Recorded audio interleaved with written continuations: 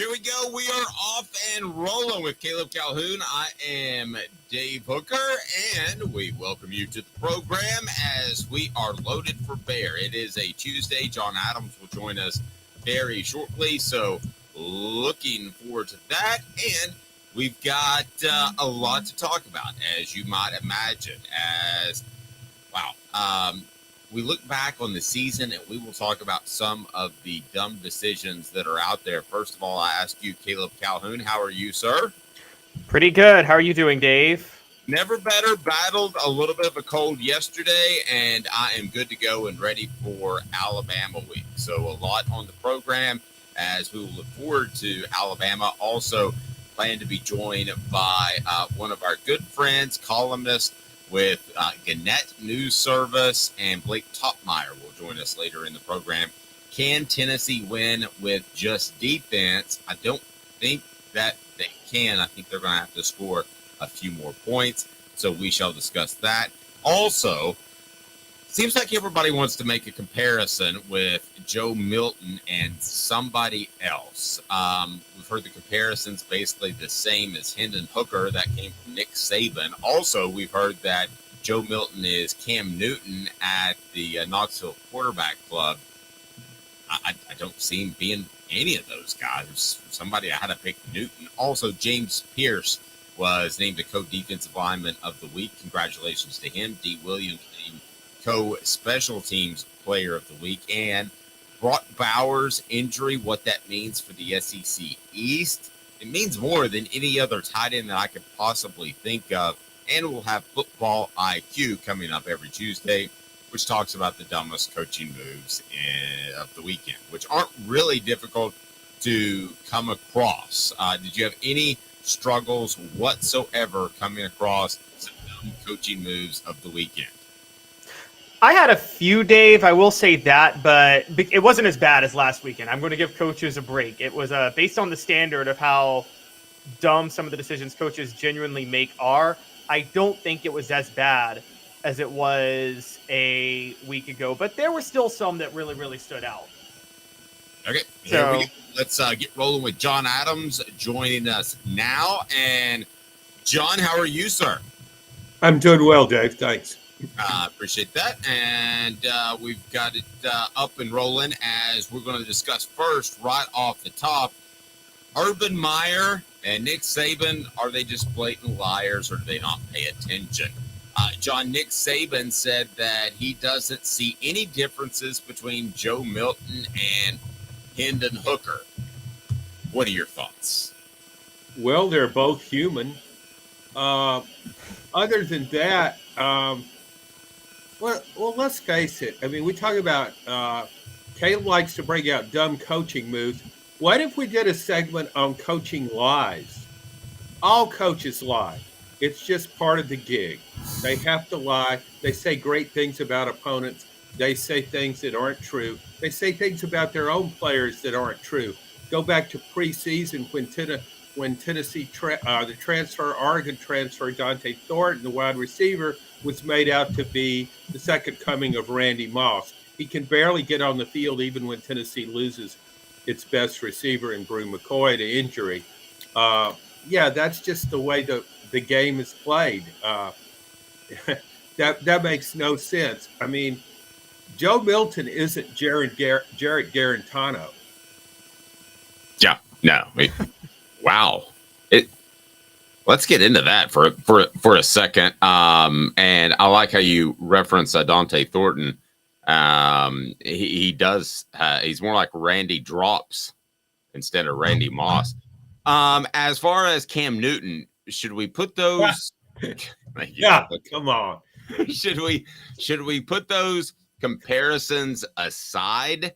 Because John, yes, the two might line up and in a straight line be able to run the same 40 time. They might be very similar in arm strength and all that, but I think people forget that Cam could throw the ball with a whole lot of touch.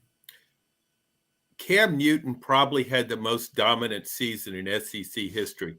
I've seen all the great quarterbacks dating back for 50 years. And that one season when Cam led Auburn to a national championship, He was phenomenal. He did everything.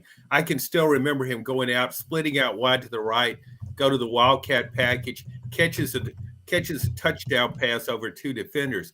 Just an amazing athlete. As you said, great touch. I remember in an SEC championship game against South Carolina, last play of the game, launches a Hail Mary. He flipped his wrist, 50 yards, boom, touchdown. No, that's just a really silly comparison. I don't know why anybody would say that. They're both tall. Yeah, and let's remember, Caleb, Urban Meyer has a lot of football to watch to be an analyst. Is he watching each and every game? Caleb, I doubt it very seriously. No, he's not. And to his credit, he said he's not watching as much Tennessee, but he based this off of Joe Milton's size and things like that. But Urban Meyer did coach against, he didn't coach against Joe Milton because he was already gone by the time Joe Milton was at Michigan, if I'm not mistaken. But at the same time, he's familiar with Joe Milton because I'm sure he knew him on the recruiting trail from 2018. So I think Urban Meyer is just flat out lying on that. And I mean, honestly, I think Nick Saban's lie was worse. I'll just tell you guys that right now. I think it was even more embarrassing because he is studying Joe Milton. Yep. Go ahead and get on board now. Hit that like and subscribe button. We greatly appreciate that. Talking Joe Milton, and it's brought to you by AndyMasonRealEstate.com. AndyMasonRealEstate.com. Best prices, service in the biz, and it's not even close. That's AndyMasonRealEstate.com. Over 40 years of experience in his office, and he will take care of you. He has done so for me. Best realtor in East Tennessee, no question about it. John, so where are we with Joe Milton? It has become readily apparent to me, as I reported a long time ago, that it is Joe Milton's job to not only lose, but have to give away practically. And I don't see any change with Nico or anybody else out there. We had some people in the message board asking, could Gaston Moore do the same thing that Joe Milton's doing now? I kind of giggled at first, but could he? Dave, he went 11 of 22 for 100 yards against Texas A&M. He threw a perfect interception to an A&M safety in the end zone when Tennessee was knocking on the door and trying to put the game away. He made 2 boneheaded plays on the sidelines.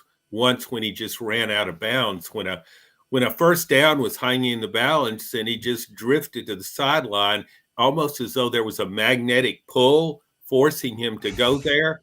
And then all of a sudden at the last minute, he decides to throw the ball before he goes out, and he throws it to a player out of bounds. Then there was a play where Tennessee the other team was obviously offsides. Fans have become attuned to that. Okay, they're offsides, free play. What does he do? He runs out of bounds.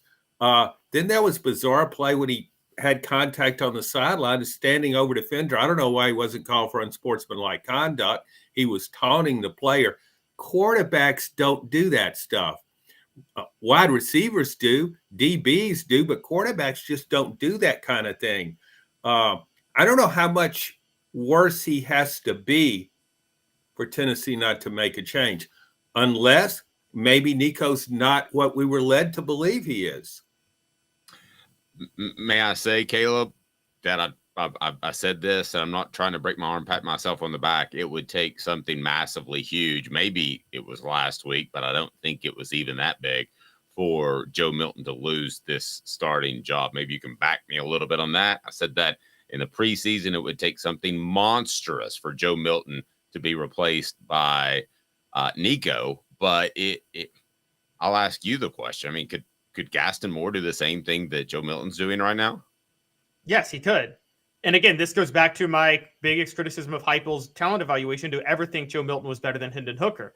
And John, that's where I wanted to get with you was, what was dumber, Urban Meyer comparing Joe Milton to Cam Newton, or Nick Saban saying Joe Milton is no different from Hendon Hooker when Nick Saban's watching Joe Milton? No, Nick Saban clearly wins the dumb contest. But you got to keep in mind, what are these coaches trying to accomplish there? I mean, Urban Meyer's not a coach right now.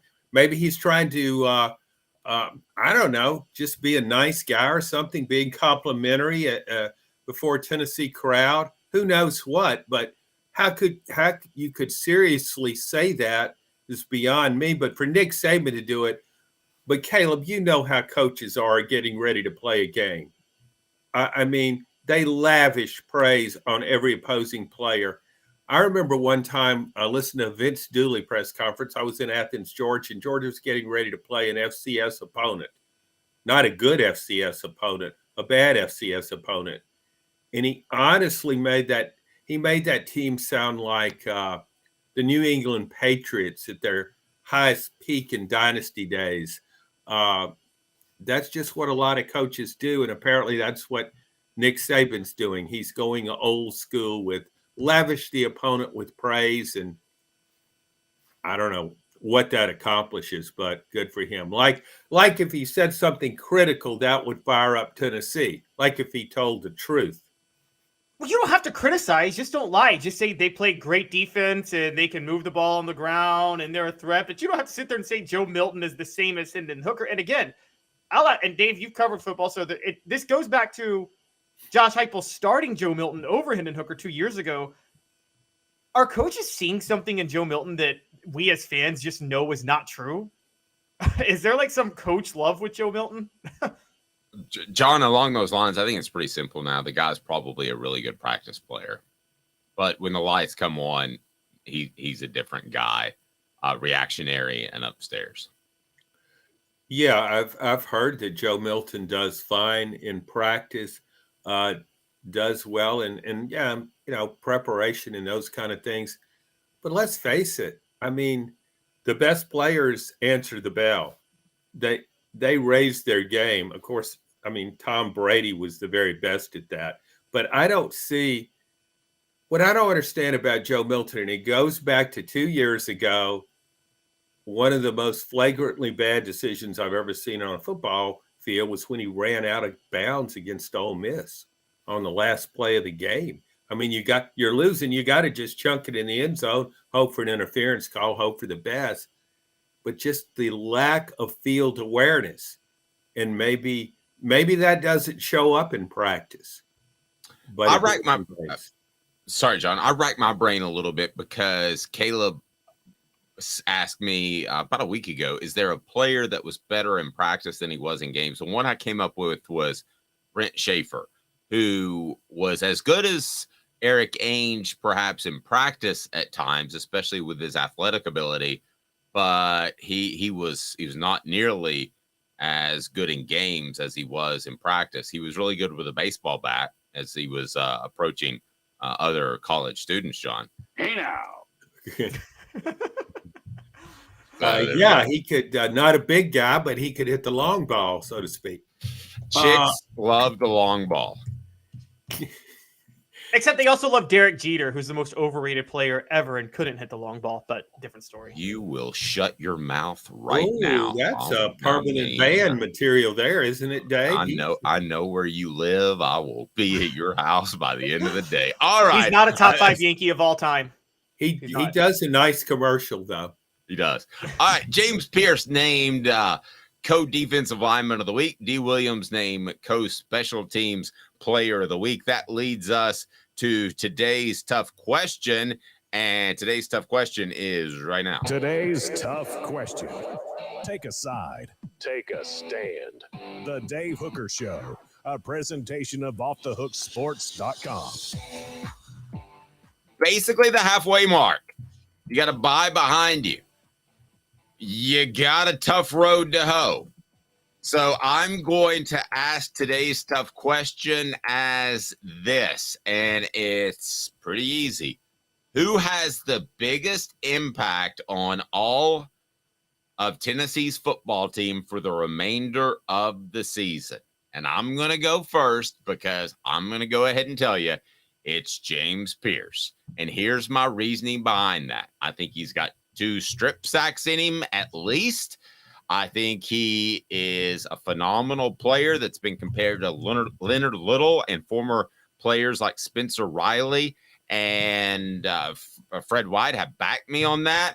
I think he is the guy that Tennessee leans on to win games that perhaps they shouldn't, which would be an Alabama or a Georgia, and close out the season, the second half, winning games that they should going away. So I think of all the players out there, it'll be James Pearce. I would have said Brew McCoy before he got hurt. So, John, we know that Pearce wins co-defensive player of the week awards by the SEC. Dee Williams, which they refused to play on offense, co-special teams player of the award.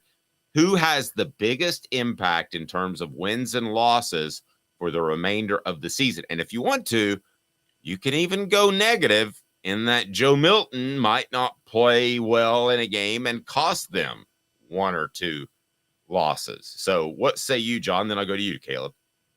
I thought you were going to compare James Pearce to Cam Newton.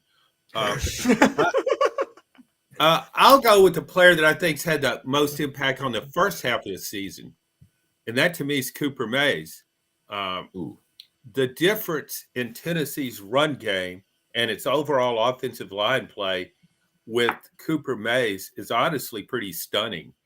Tennessee just ran for 232 yards against one of the best run defenses in the country. Alabama couldn't run the ball against Texas A&M. Nobody else has, really. That Miami threw the ball spectacularly against the Aggies. But Cooper Mays, the difference he makes is just, I guess I'm playing to your show because he's a member of your team here. But I just think the difference Cooper Mays makes is tremendous. Mays here. Hit like and subscribe. Thank you, Cooper. I will do that as soon as I get off the show. I think you can do it now. Oh, okay. James Pearce, so he plays like somebody that should be playing at Alabama, Georgia. He's the kind of player that Tennessee is accustomed to playing defense against them that just absolutely wrecks their offense. So yeah, he's a terrific player, and I can certainly see why you would single him out. All right, Caleb, how about you? Who has the biggest impact in the second half of the season? I should have gone Cooper because he said this for me. Cooper Mays here. Hit like and subscribe. Thanks, Cooper. What do you got there, Caleb? Well, I want to I want to, for my OCD purposes, and since we mentioned him, I want to say Dee Williams, but I just can't because they're not going to use him all on offense. And how many times are you going to get a chance to run one back for a touchdown? So between James Pearce and Cooper Mays, I got to side with John, Dave. It's Cooper Mays. Because I don't think I got to be honest. I thought Tennessee's run game was highly overrated heading into the Texas A&M game because Cooper Mays had played one game, and before that, the only team that was legitimate with any legitimate run defense they played was Florida, and they got stuffed. So the question was, can their run defense play well, or can their run game, can their run offense play well against a good run defense when Cooper Mays is in the game? And they showed me they could. And they showed me this is a legit run game. I don't think they don't win that game on Saturday without Cooper Mays. And there's no debating that.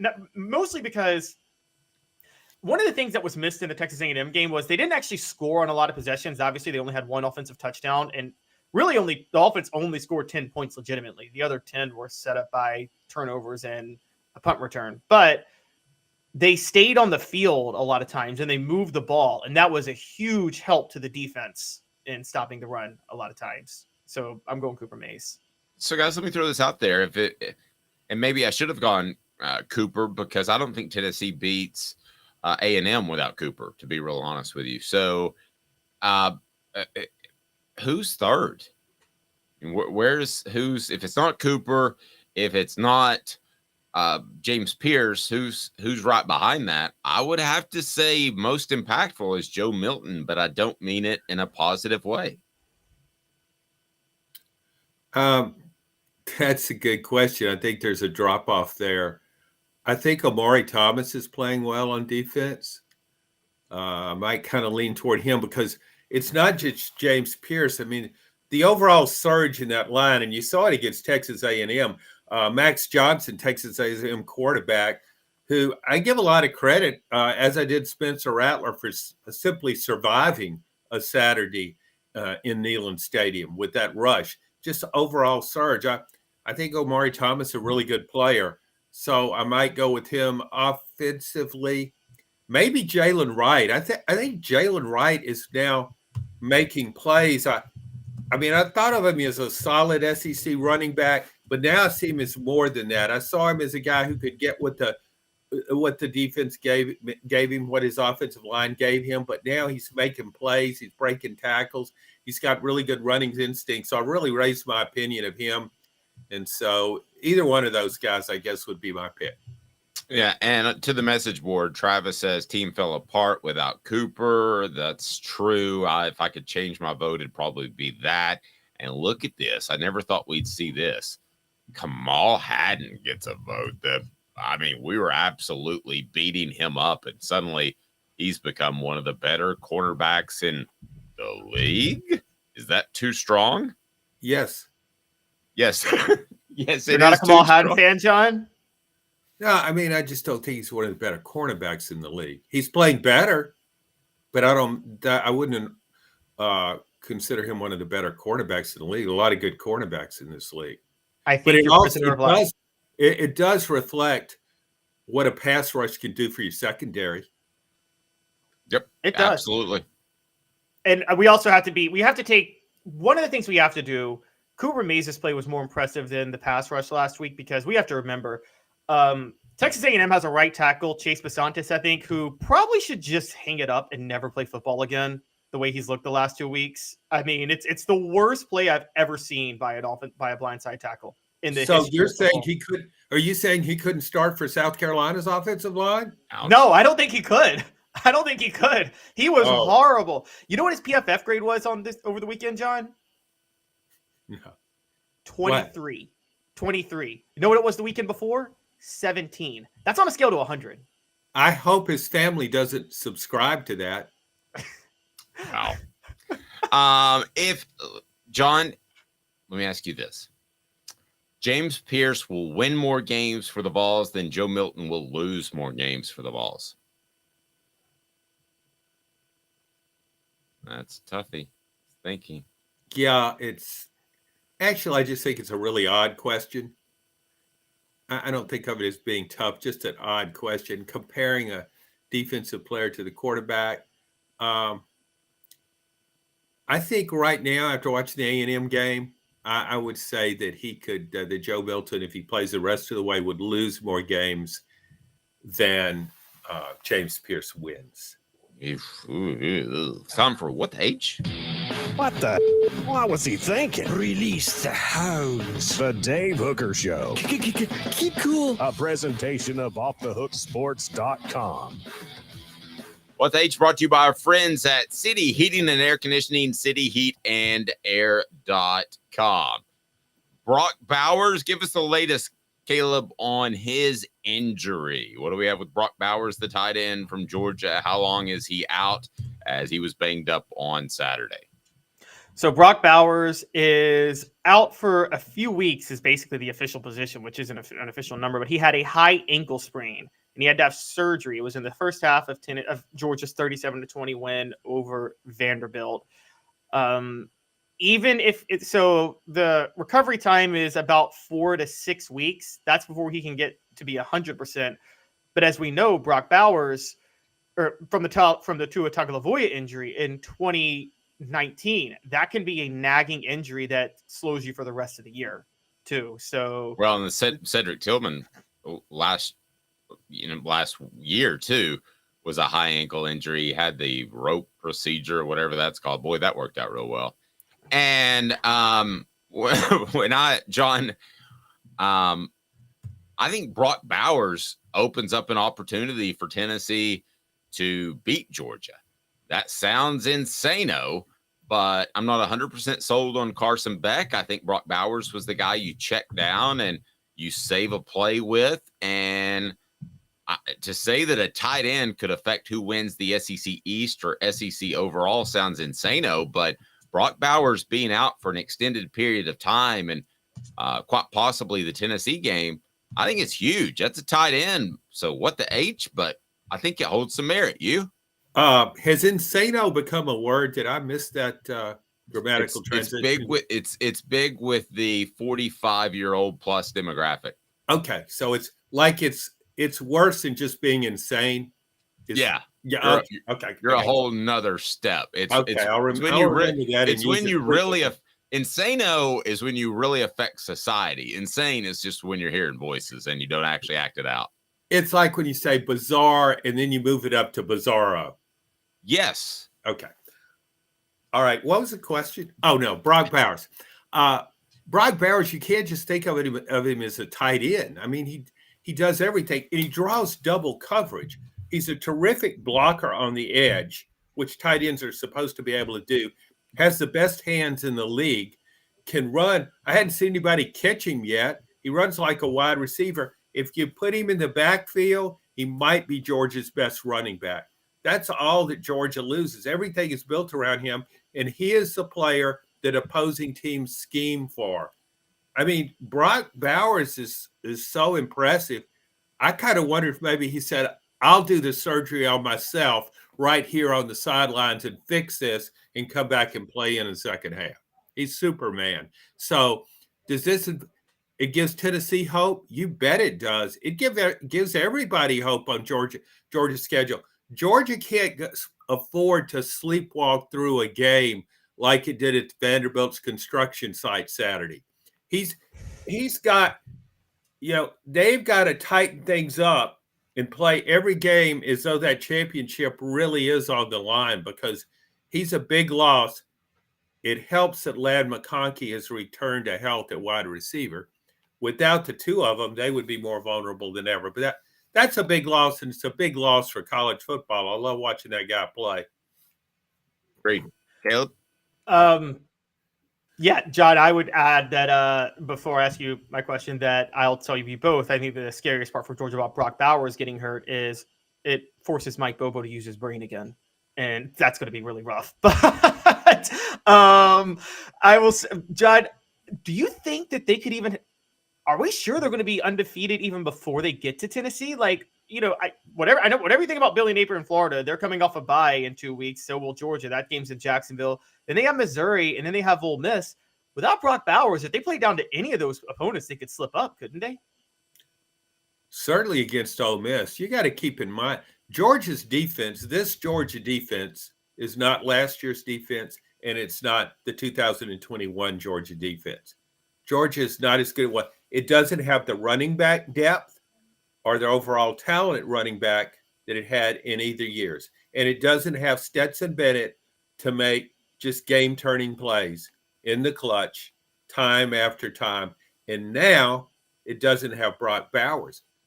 I thought when you have a player like Brock Bowers on your bad days, on those off days, when you're kind of drowsy, wandering through all that construction going on at Vanderbilt Stadium, trying to not hoping nothing falls on your head. When you're going through all that, you can depend on Brock Bowers. You certainly saw that again, the win over Auburn, a come from behind win over Auburn. This is a huge loss. Other than losing a quarterback, there's no bigger loss in college football to me. Did you hear the latest that Vanderbilt did get a title sponsor for their stadium? It's going to be the Lee Construction Stadium. I love that. I thought they might call it, maybe instead of the, how Florida became the Swamp. I wonder if Vanderbilt Stadium could become the Crane. It's very nice. It's very nice. So for those that don't know, Vanderbilt refurbishing their stadium instead of blowing it up, which they should. And the stadium is undergoing construction during the season, which is usually frowned upon. You like to get that done before the season begins, but good for Vanderbilt. They've got a whole new way of going about things. Let's just work on it. Maybe they could start wearing big orange construction caps instead of helmets, John. Yeah, wear those yellow construction helmets. Well, they are yellow and black or gold and black. So, yeah, it's an atmosphere killer. There's no doubt about that. Another atmosphere killer. Can you imagine Ken Seals, Vanderbilt's quarterback, is trying to quiet the Georgia crowd there so he can call plays? It's down there in the end zone. Back to Bowers. G. Smith says Bowers only accounts for 26% of his passes. Don't drink the Kool-Aid. Okay, I see that number, but 26% for a tight end is a lot. Number one. Number two, he is also getting other people open by drawing extra attention, right? Yeah, the whole receiving core benefits from his very presence. And I will say that Georgia has another good tight end in Oscar Dell. He's a promising player, but he just can't do all the things that Brock Bowers can. Neither can any other tight end in college football. No, Well, I mean Brock Bowers is a special talent. Sorry, Caleb. Yeah, that's what I was going to say. There's 5 stars for depth, but then there's special players that go beyond just your average 5-star. Eric Berry wasn't just a 5-star safety. He was a special safety, and there was no 5-star safety that could just come in and replace him if he got hurt at Tennessee. And that's a really good call. And you're talking about an Eric Berry who was honored the other day, is that he wasn't just a safety. Like Bowers isn't just a tight end. I mean, Eric Berry, you could have put him at running back. He could have played anywhere on the field. You could have put him at linebacker. He could play cornerback. Played quarterback in high school. He's the kind of guy that just impacts the game no matter where he is. And one of the biggest collisions I've ever seen in college football was between him and Tim Tebow there in the swamp. But yeah, you're right. Those kind of players, though, they don't come along every year. Hey, John, I want to get off topic for a half second. Who is the best player that you covered that was also he was a great player, but he was a great person? Because we discussed last week, mine was Eric Berry. He had to answer questions because he didn't really have a quarterback that could do so in place for most of his career, and they weren't good. And he always came out there and he answered the questions. But you've covered the Steelers, you've covered other teams. Who is the best dude out there that was also a very, very good player? Yeah, well, Eric Berry comes to mind. That's something I'd have to covered a lot of ground there, Dave. I've covered a lot of players, but you know what? I'd go way back. Talk about going old school. I'll go beyond old school. I'll go old school O, kind of like Insane from Insane O. Okay, I go back to Archie Manning. Wow. Yeah, you did go back there, John. He took a lot. I've heard from a lot of New Orleans media. He took a lot of heat and always would stand and talk to everybody after every Saints loss when it wasn't his fault that they were losing. I can remember. Keep in mind, he was a legend at Ole Miss. A legend. They named the speed limits are 18 miles per hour now on campus because of Archie Manning's number. Then he goes to New Orleans where he's expected to be saviors. There are no saviors for those Saints. They were too bad and too conditioned to losing. So he actually made All-Pro one year and was Offensive Player of the Year. Incredible achievement. But as Caleb pointed out, I've been in that locker room. It was almost like everybody else was gone. It was after another Saints defeat. Never had a winning season when he played. And there'd be little kids running around in the locker room. And there was Archie Manning there at his cubicle talking to some guy who might be working for a student paper. He never, ever changed. He was that way, loss after loss, game after game, season after season. And also, he's one of the best storytellers of any football players I've ever been around, in the sense that he had a great memory for details. And one of my favorite conversations with him was talking about all the weird stuff that happened with the Saints.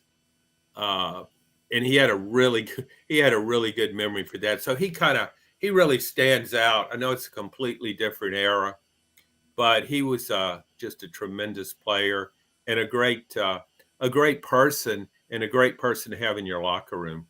Interesting stuff. Be sure and click that like button. If you haven't subscribed yet, we need you to do so.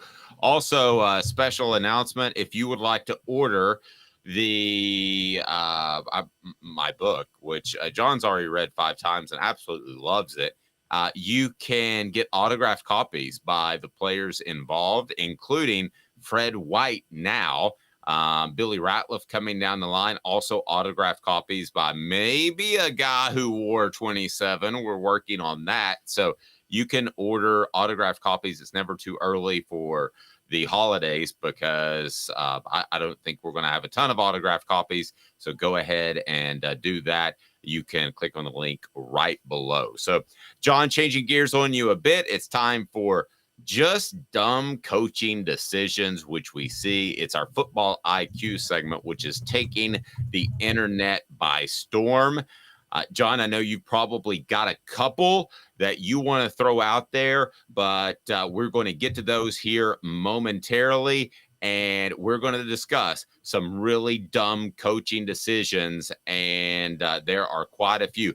Prime time makes the dumb list. After this, 2 minutes with John Adams, Off the Hook Sports. Sun, sand, and salt water, the beach is a very relaxing place. Unless you wear contacts. Ow! Open your eyes to the best the beach has to offer with LASIK vision correction from Campbell Cunningham Laser Center. Sports Treasures in North Knoxville is one of the South's largest sports cards and memorabilia dealers, featuring over 10 million sports cards from vintage to modern. Sports Treasures carries a full line of hobby boxes, singles, autographed memorabilia, Tennessee Vol collectibles, fan cave decorations, and so much more. See a museum full of collectibles at Sports Treasures, 4819 North Broadway in Fountain City, and Sports Treasures on Facebook. Sports Treasures, where the real sports fan goes to shop. Have you seen the latest TriStar Hats Co. product? TriStar Hats Co.? What's that? You know, those really cool hats, shirts, tumblers, and even license plates with 3 stars like the official Tennessee flag and stripes like the American flag. Pretty patriotic if you ask me. Gotcha. Seen those. Those are cool. Where can I get them? Simple. TriStarHatsCo.com. And if you order now, there's 10% on any order $50 or more. Plus, use the promo code HOOKED. With the promo code HOOKED, you get 10% off. That's hooked. And don't forget free shipping with any order over $50. Stock up at TriStarHatsCo.com. That's TriStarHatsCo.com. There are plenty of wannabes out there, so make sure you go to TriStarHatsCo.com for the best quality and customer service. Will do, and I'll be sure to use the promo code HOOKED. That's hooked when I do to save an additional 10% off. TriStarHatsCo.com. TriStar Hats Co. is a trademark of TriStar Hats Co. LLC. Any use without express written consent is prohibited. A college football tradition like no other. Yes, sirree, boys and girls. Or a guy that just won't leave. Wow, that is sad. The Dave Hooker Show, YouTube, Apple, Spotify, and the free Off the Hook Sports app. A presentation of Off the Hook Sports. Back to Dave Hooker. All right, fill it in on the message board. Dumb coaching decisions. It's our football IQ segment, as there are a lot of coaches that may be lacking a couple of points on our football IQ segment. As we look back on the weekend, John, any stand out to you? Because Caleb loves pointing out when people look dumb, so we have plenty to go to, but I'll give you the first crack at this. Well, thanks. And Caleb does a really good job of specific plays, specific boneheaded plays where everybody watching is going, what the H? Jimbo Fisher, or maybe call him Dumbo Fisher now, just really sticks out. He just really sticks out to me, not just because he's the most overpaid football coach in college history, and not for just one blatantly awful decision he made Saturday against Tennessee, but the game was a continuation of the Alabama game as far as A&M is concerned. A&M could have won both games. It could have beaten Alabama. It could have beaten Tennessee. Jimbo just seems so disengaged. It's kind of like, hey, I'm just a coach. What am I supposed to do about this? And maybe some of this is on Bobby Petrino, but how can you not make a greater effort to get Anaya Smith the ball? He's one of the premium playmakers in the country. Do a jet sweep, running 5, put him in the backfield in the Wildcat 5 times. Do anything, throw a bubble screen. It was almost I feel like Jimbo Fisher's instructions to quarterback Max Johnson, who I thought played a really tough game against all odds and with virtually no help, except from that right tackle that that Caleb gave so much praise to. I just thought he could. It's as though Jimbo handed Max Johnson the football and said, "Go get him, kid. See you after the game. It's your baby." Yep. Jimbo gets a. You suck. All right, Travis. That always makes me laugh, Dave. I know it's hard to beat, and it's right after the point where Bob Barker, rest his soul, fights Happy Gilmore. Which, yeah, you want a piece of me? I don't want a piece. I want the whole bit. Bob Barker, by the way, did you know that he was a boxing champion in the Army? John, you were in the Army. Fortunately, I didn't have to box anybody. I got just about knocked out by a pugil stick by a Texas Southern nose tackle. But a lot of people don't know. John was a war hero. If not for John, we'd all be speaking English right now. No, you'd all be speaking Nebraska-ese because the Cornhuskers would have invaded Kansas in my post at Fort Riley. Where he was stationed. During Vietnam, John was approximately 6,000 miles away. Mel Tucker says hi. Kirby Smart haircut, not a good decision. We've got a lot of people that are throwing it out there as far as dumb coaching decisions. Our football IQ segment is brought to you by our friends at Herald Group Security Solutions, leadership experience, specialization, addressing problems through unique mission-specific mitigation techniques, making your children safer one school at a time. We're working with private schools, but we're going to get those public schools involved. Herald GRP, heraldgrp.com. Go to your school administrator. Say, I want my children to be safe with highly trained security individuals, and we'll get this done in public schools as well. Caleb, let's go football IQ. Who have you got? Who made the dumbest decision over the weekend?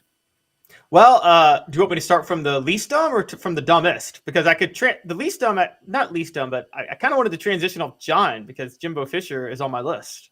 We can do that. And Rocky Top T saying Rocky Top Tom saying worst dumb coaching decision all year, keeping Joe Milton at quarterback after it's clear he can't cut the cheese. I think cut the cheese means something else. Caleb? Okay, so John, I'm with you. Now, there was one I almost considered, and it was, remember the 4th and 2 where Max Johnson tripped? And that was very reminiscent of the Arkansas run play where Clint Sterner tripped because why would you call a stretch run play? Why wouldn't you just go straight up the middle or a play action or something? They call it a stretch running play to the left, which when you have the best edge rushers in the SEC, and you call – I couldn't figure that out. But Jimbo Fisher mainly made the list because it's almost halftime. Texas A&M is up 10-7. There's a minute 30 left in the half, and Texas A&M has all 3 timeouts left. Jimbo Fisher decides it's 4th down. I'm going to let the clock run all the way down, and then I'm going to just play for halftime and waste a possession. I don't understand coaches not thinking possessions don't matter in college football. You suck, you jackass. That's what I mean. He just seems disengaged. Like, I really don't care. We'll just let that clock run. I got nothing for now. Yeah, totally a loss. Now, the other one, I wanted to know what you guys thought about this, but I did not mind Dan Lanning going for the win at Washington late. I talked about it yesterday. I said, look, if you play percentages, if you're on the road in an environment like that, you have a better chance of converting that 4th and 3 than you do of winning in overtime. I do mind him not going for the field goal at the end of the first half against Washington, Oregon and Washington. It was 22-18. Oregon was going to get the ball to start the second half. They were averaging 5 yards a carry. They get inside the red zone, and they throw it 4 straight times, a la Butch Jones against Florida in 2017. And I thought, 1, you got to run it once or twice. 2, you kick the field goal in that situation knowing you're going to only be down by 1 and get the ball to start the second half. That was just next level done by Dan Lanning. Caleb, don't you think we coaches get caught up in a game where offense prevails and they just think, can't win with field goals, got to score a touchdown every chance we get. They pretty much disavow any use of the field goal kicker. I have noticed that, and it seems to be a trend. I noticed it in the NFL as well. It just seems like they're passing on pretty easy 3-point field goals instead of They think they can get it further down the field and score touchdowns. I get it. I mean, you don't want to be in the red zone kicking field goals, but I mean, 3 points is 3 points. Last I heard, whoever scores the most points wins. And possessions are possessions. You're getting the ball to start the second half. And if it's a game of touchdowns and you're only going to be down 1 after kicking this field goal, take the points in that situation. I think it's particularly at the end of the half, it's a momentum buster when you don't get anything out of a drive. It's a last-ditch drive, and so I agree with you. I would have kicked a field goal there, and then I got the ball back, and you sell that to your team. Hey, we've got the momentum. We've cut the lead to 1. We're going to get the ball. Let's go get them. Exactly. Caleb, who else made some dumb coaching decisions? Wait, is that a that's crazy or a you suck? Oh, well, that's definitely You suck. yeah. It's crazy too, but crazy means that he just lost track of the game. The jackass one means he just didn't show off his higher intelligence. Could you change that? That's crazy to that's insano. Yes, I can change it to that's insano. Okay, Captain Insano shows no mercy. Anybody? I got it. Yeah, Captain Insano. That was from I can't remember the movie. Waterboy. Waterboy. That's right. All right, Captain Insano. John's new perfectly nickname. As John, I know you're from there. I feel like Waterboy's a great documentary on what life is like in Cajun, Louisiana. And but that's another show. I'm sorry. That's another show. Oh, so the other one, and I feel like he makes this list every week, and I know y'all like him, but Sam Pittman. I got to bring Sam Pittman in. Everybody's going to give him praise for Arkansas playing Alabama close, but it's the first half. It's 4th and 1 at the 34. Alabama's up 21-6. The game's getting away. Sam Pittman runs the clock down and then calls a timeout only to punt the ball. And that's crazy. Yes, like it's Alabama. You got to play field position with Alabama because we're 2 evenly matched teams here. No, you're not. You got to go for points in possessions against Alabama. Yeah, that's almost the flip side of the Dad Lanning critique. Arkansas was obviously the inferior opponent down there, heavy underdog. You got to have a sense of where your team is, where it stands, and what's going on in the game. I didn't think Sam Pittman did very well in that game. I don't think Sam Pittman's doing well this season. I think Sam Pittman is coaching himself into trouble. He gained a lot of favorable attention, as he should have, for ending a Vanderbilt-like losing streak when he arrived at Arkansas. Had lost 20-something straight SEC games, kind of turned it around. But what has he done lately? The program's headed in the wrong direction, and I think the team is better than what its record is. All right, Caleb, what else you got? All right, so a couple more. Lance Leipold, who I actually think is a good coach at Kansas, but I had to drop a football IQ one on him. Here's my biggest pet peeve, and coaches still do it, and it's next level stupid. When you burn a timeout late in the game to talk about a 4th down play, knowing you're going to need that timeout if you don't get it, it's so dumb, and they do it all the time. I don't know how coaches don't know math, but this is peak evidence of how coaches. It's the most consistently stupid mistake. So Kansas gets a 9-yard completion down 36-32 to Oklahoma State, brings up a 4th and 1, and Lance Leipold takes a timeout to talk about a 4th and 1 play. You should already have the 4th and 1 play prepared. You should already have it ready to go. And they don't get it. And by the time they get the ball back, there's 15 seconds left instead of a minute left because of that. You can't go through watching a football Saturday without seeing that happen. That's and coaches always tell us, we've got to play for every situation. We got a 2-point conversion play. I remember last year when LSU beat Alabama and went for the 2, Brian Kelly talked about, we had this play. We thought it might work. Prepared for it. You're prepared for 4th and 1 against any defense. You've got to play. It's almost like, oops, I forgot about that play we had. It happens. Exactly. It happens again and again. I don't get it either. I don't know how you don't have a 4th down call and a 2-point conversion, maybe 2 or 3 of them, ready to go at all times in case you need it. It should be in your back pocket. Put it on that clipboard that you lean on. It shouldn't be difficult. The call should be made immediately. What else you got, Caleb? All right, and here's the final one. And I've been all over the place on not going forward or going forward, but I had to drop a football IQ one to Deion Sanders because you don't blow a 29-0 lead unless you make some coaching blunders. And the key coaching blunder is at the opening drive of the second half, excuse me. They go down to the Sanford 45. They're still up 29-0, and they bring up a 4th and 2. It's 4th and 2. Now, 95% of the time, I do believe you go for it in that situation. I don't believe in punting. But the 5% is when you're up 29-0, and you don't want to give the other team any momentum whatsoever. And he goes for it on 4th and 2, and he has Shedeur Sanders in a deep back in shotgun, do a 5-step drop. He doesn't have a blocker to pick up the blitz. So Shedeur Sanders gets sacked, and that totally changes the game. I have no problem with him going forward on the second 4th down that they didn't get later in the game because that's flow of the game slipping away. But this 4th down, where if you punt it, Stanford's down 29-0, and they're going to have to go to the length of the field just to make it a 3-score game. It was just so stupid to go for it in that situation. I believe what Deion Sanders was thinking. I think he'd pulled off his thinking cap, and I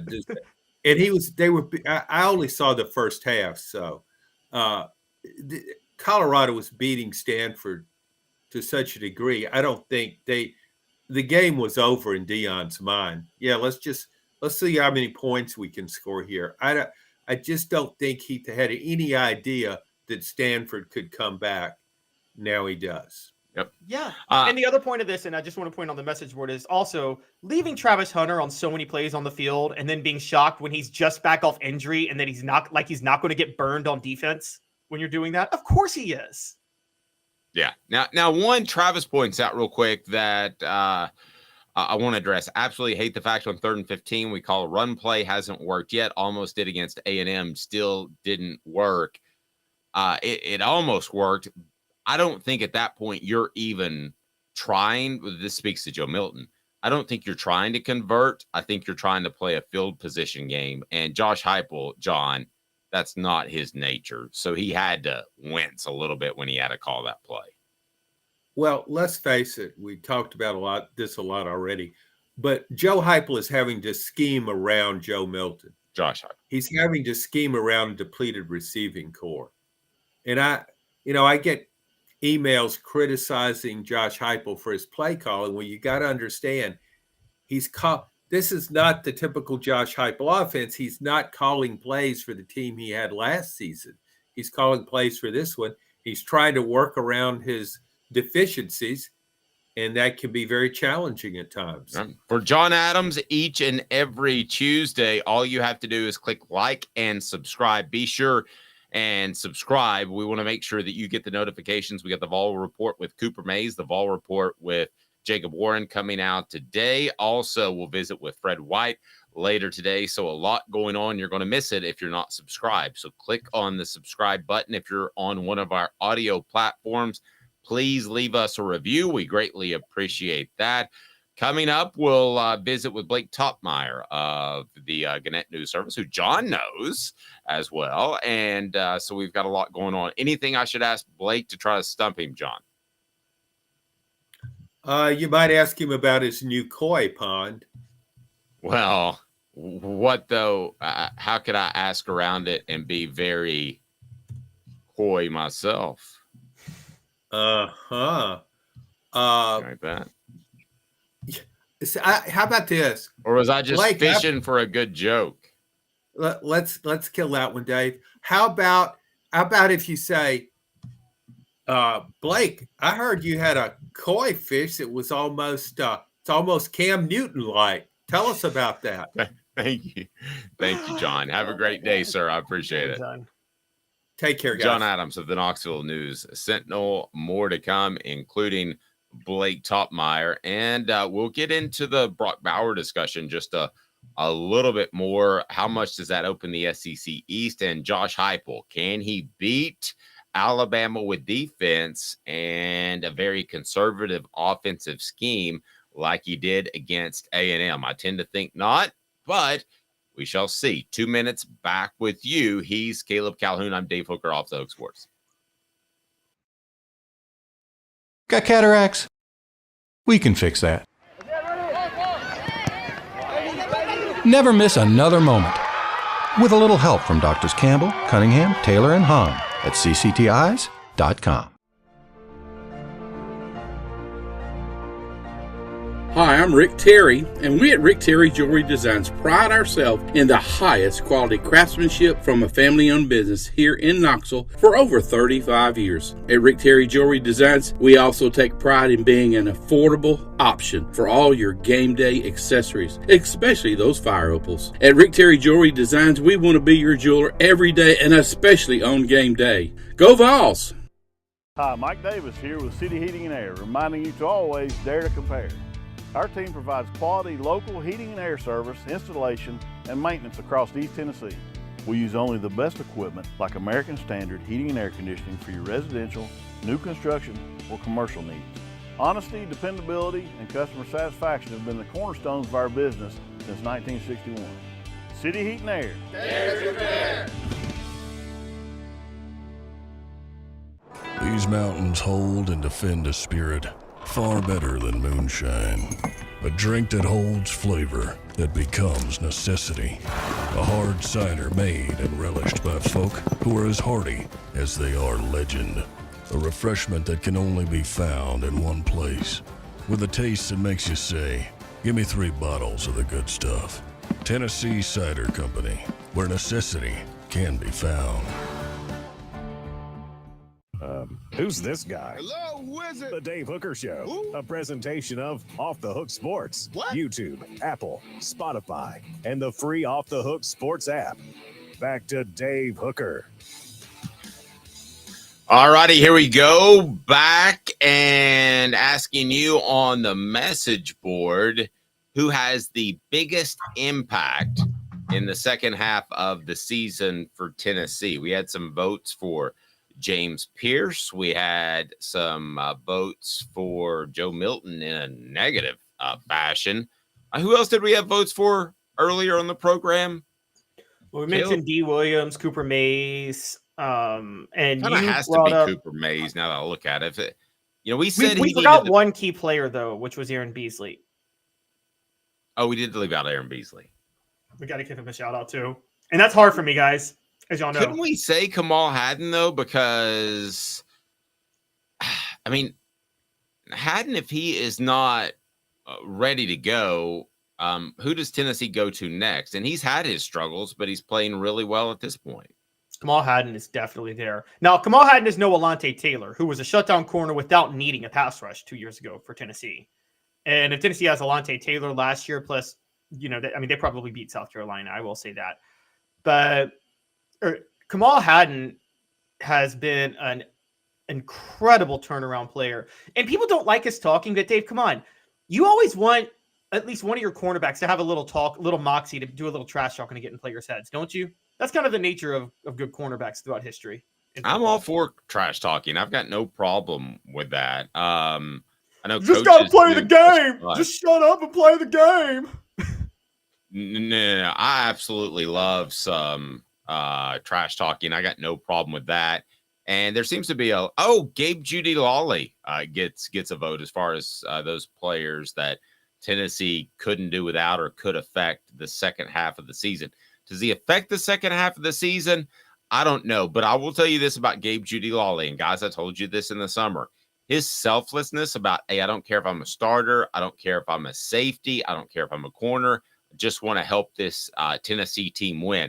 How many times, Caleb, do transfers say that? Usually it's about getting me to the next level. It's not about the team. I just thought those quotes spoke very strongly about Gabe Judy Lawley, who had an interception against A&M. Really like his play. Really like a lot about him. We're going to go with Blake Toppmeyer now, who joins us. He is the SEC columnist for USA Today and the Gannett News Service. Blake, we appreciate the time. How are you, sir? I'm doing well. You guys? Never better. You wrote a column about Tennessee beating Texas A&M with a very different approach than they had last year, and that was a defensive type of game plan, ball control. Seems weird even saying that with Josh Heupel, but they did do that against Texas A&M. Can they do that against Alabama? I don't think so, not to that extent. If you look at the last 8 games Nick Saban has lost at Alabama dating to 2018, in those games, Alabama allowed an average of 41 points to their opponents. And obviously, Tennessee's 52-49 victory last year factored into that. So historically, if you want to beat Nick Saban at Alabama, you need to do it by piling up some points. You need to do it with good quarterback play. There's not many times Nick Saban has lost over the years to an opponent who had a quarterback who didn't play very well. If we think maybe back early in Nick Saban's dynasty, a loss or two to LSU that were kind of those low-scoring grudge matches, sure, those come to mind. But like I said, here in the last 5-6 years, if you want to beat Bama, you got to be scoring. Yes, I remember that 9-6 Alabama LSU number 1 versus number 2 matchup. And I jokingly always question Les Miles' intellect because he was in the Coaches Bowl and voted for the rematch with Alabama in the Sugar Bowl. I'm like, there's no way I'm voting for that rematch if I'm Les Miles. I mean, I cannot believe he did that. But yeah, Blake, this is going to be the craziest thing I'm going to say. Because the storyline all last year, all offseason was Alabama going back to more ball control. But right now, who's a more ball control team? Yeah, I think it's Alabama. I think Tennessee has more of the game manager style quarterback that a lot of us had in mind when we heard Alabama going to play like retro ball, bully ball, vintage Saban ball, Saban dynasty, early days ball. Like we had in mind that like Greg McElroy, game manager type of quarterback. And I'm not equating Joe Milton to Greg McElroy, but I am saying that like of the two quarterbacks, I think Milton is more the game manager sort. I mean, with what Alabama's doing with Jalen Milroe, for better or worse, is they're firing deep shot after deep shot after deep shot because that's what Jalen Milroe does, right? They're letting him run it a little bit.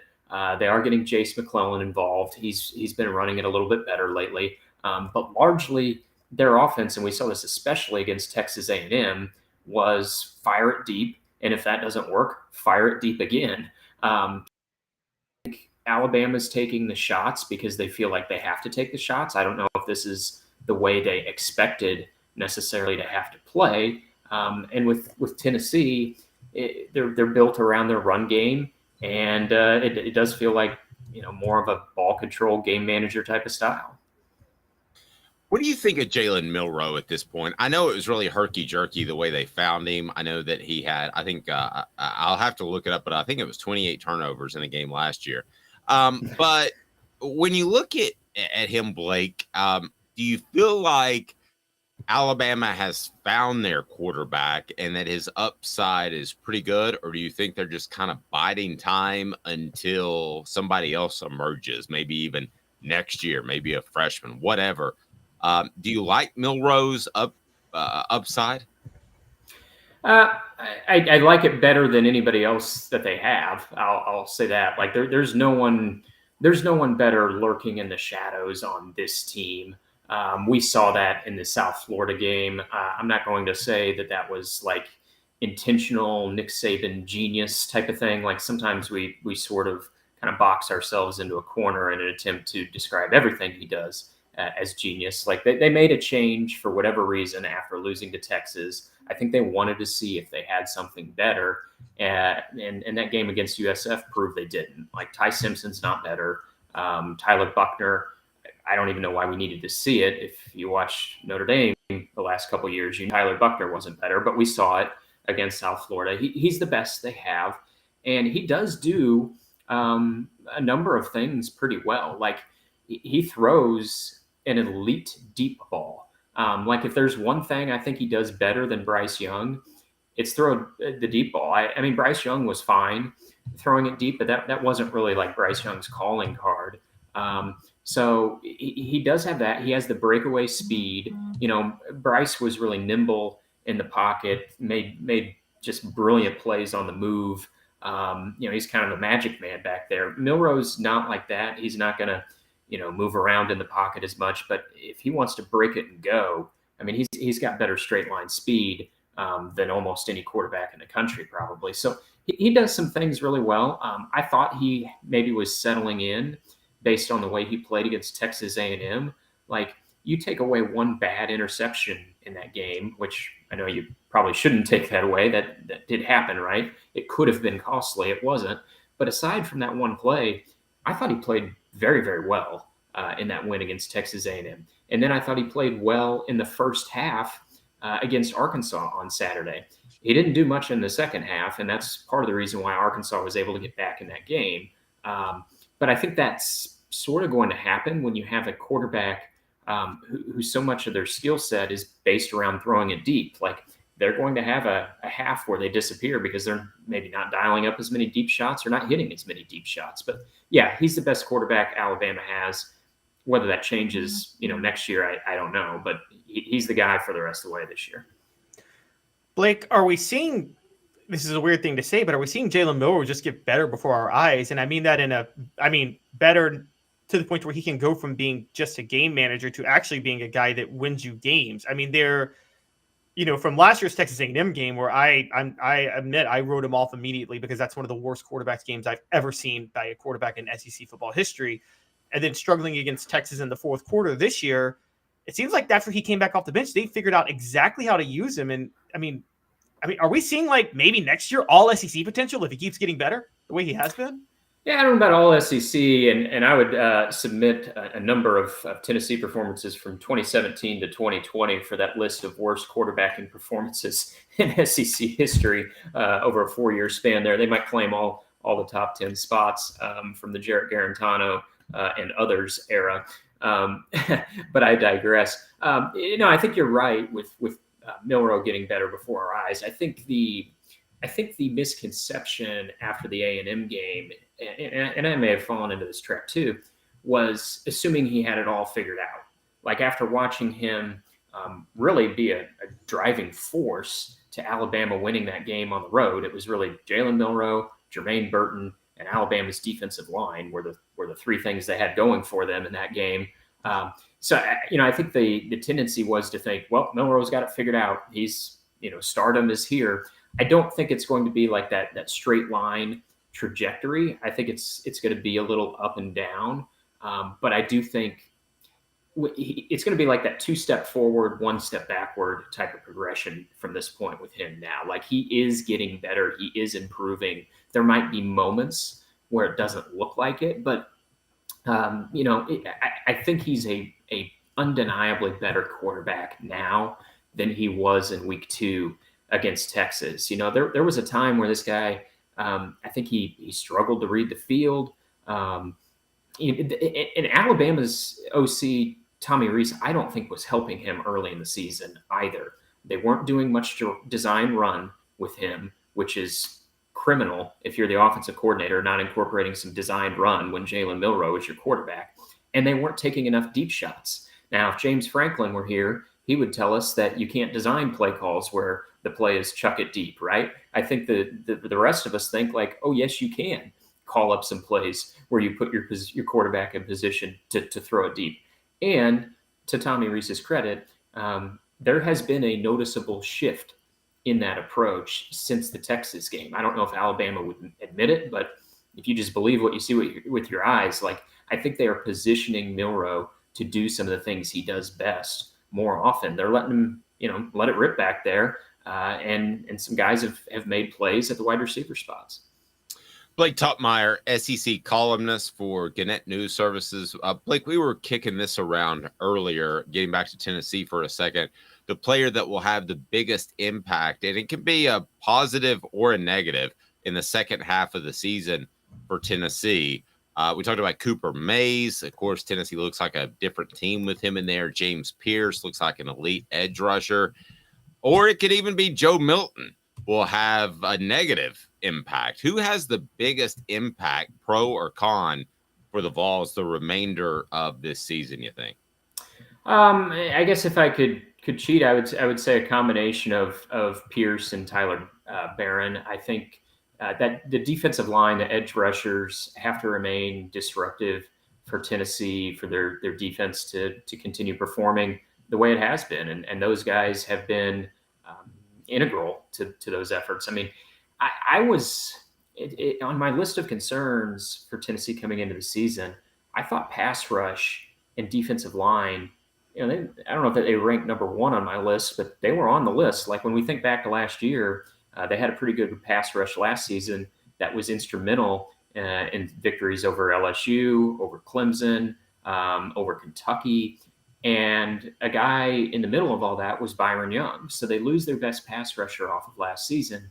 And I thought, okay, how are they going to rally past that? And now you look at it this year, their pass rush this year is undeniably and demonstrably better than what it was last season. And in a large part, that's a credit to James Pearce and Tyler Barron. I think those guys have to continue to play well. When you get disruption up front, it makes your whole defense play better. And I'm not saying that the secondary isn't better this year than last year. I think they are. I think it's an improved group.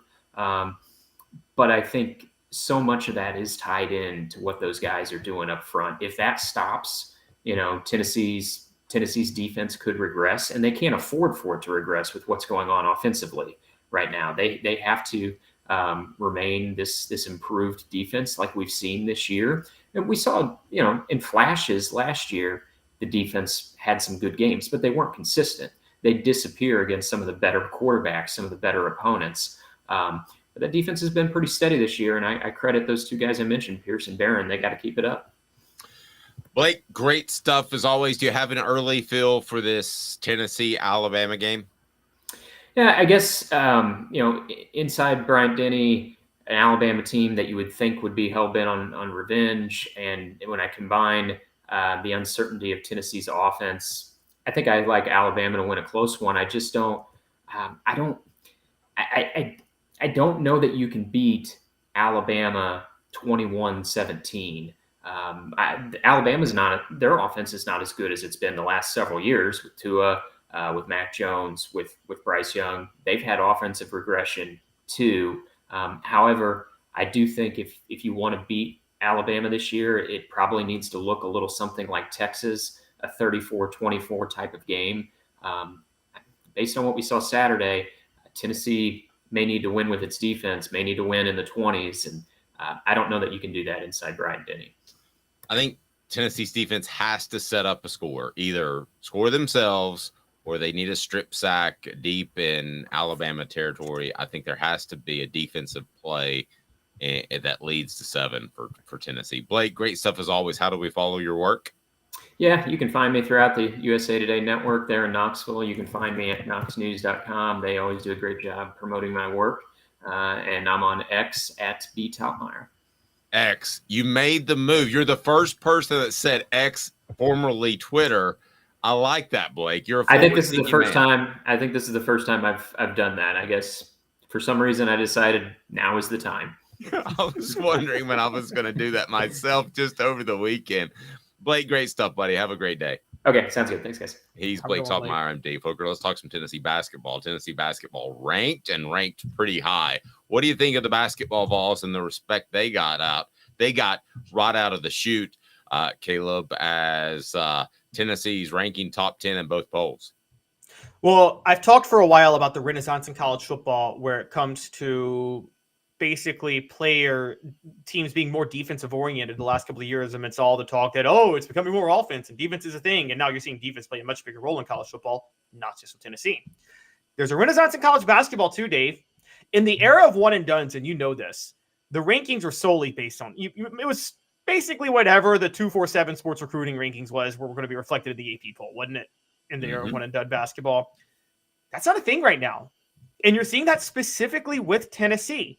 Tennessee lost Olivier Cumwa to transfer. They lost Julian Phillips to transfer. Now, they added 3 transfers, none of whom were 4 or 5 stars you would consider on 247 Sports Composite, but they're top 10 because they have Santiago Vescovi and Josiah Jordan-James back.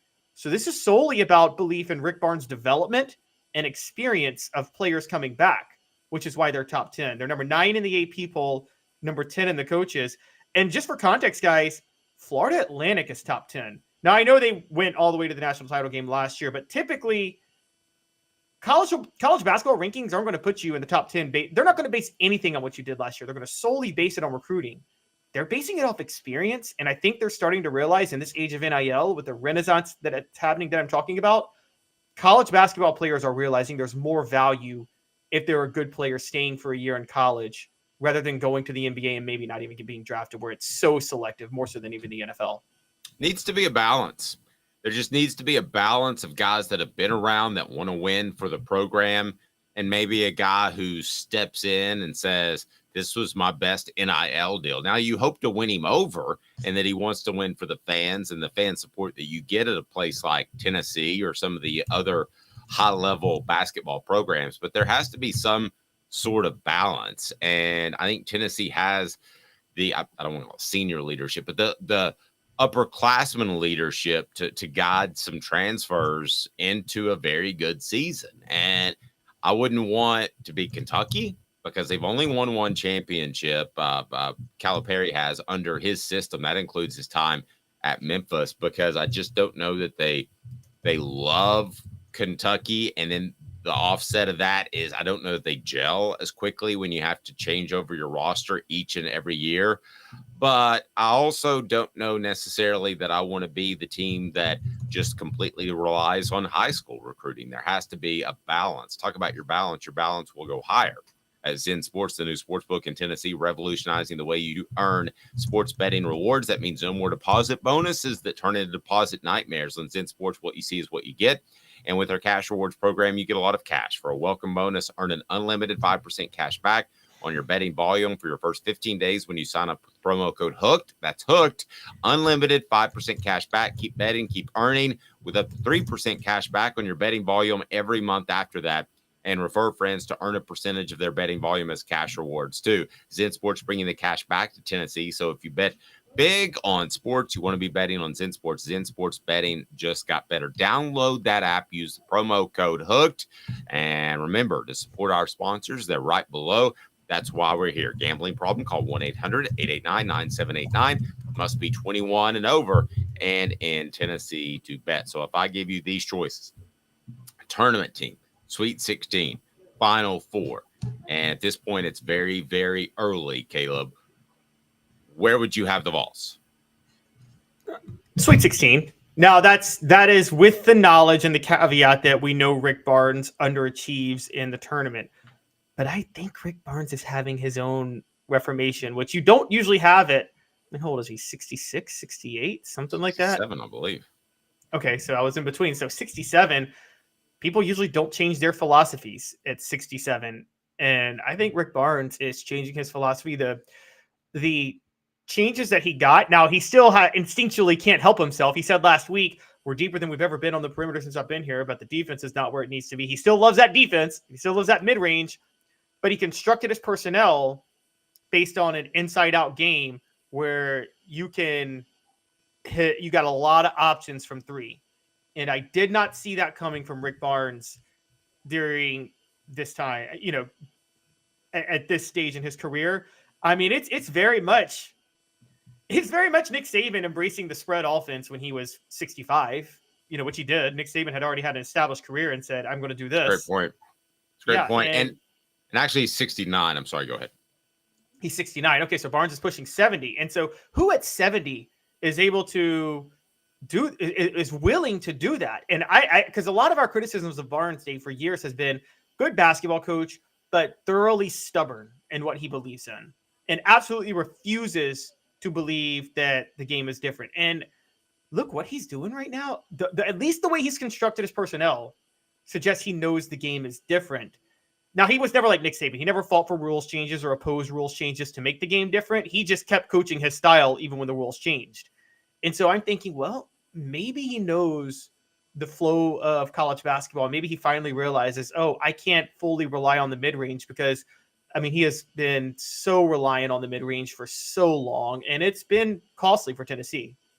Yep. The Hemp House, the premier hemp dispensary online with a wide variety, great selection, and strict standards to ensure you only receive the best in CBD or Delta products. Go to Hemp House Chat. That's with 2 T's, hemphousechat.com, and you'll be taken care of. They've got the Big Orange Crunch. Let me pull that up. Check this out. The Big Orange Crunch is right here. You'll absolutely love it. And don't forget to use that promo code Hooked. Anything else on hoops, Caleb, from you, sir? Yeah, and here's the real standout. Dave, Tennessee is the highest ranked SEC team. Arkansas second. Tennessee is right now going to be favored to win the SEC in basketball, which they're usually the top 3 or 4 with Kentucky, Alabama, or whatever, or Arkansas. They're going to be the favorites to win the SEC. Who saw that coming? I did not. He's Caleb Calhoun. I'm Dave Hooker with you weekdays at 10 a.m. Please take a second, hit the subscribe button. If you're new to the program, we greatly appreciate that. Weekdays, 10 a.m. and wherever you stream. So give us, if you like the show, we'd appreciate a review. We appreciate having the notifications on is the big one, because what I've started doing lately, which you may not know about, is for those of you that are on an audio-only platform, I've been dropping our Celebrate 98 series on the various audio-only channels. So we would love for you to hear that. We've already got Dwayne Goodrich up, and we'll have more as we go along. So for Caleb Calhoun, I'm Dave Hooker. This has been a presentation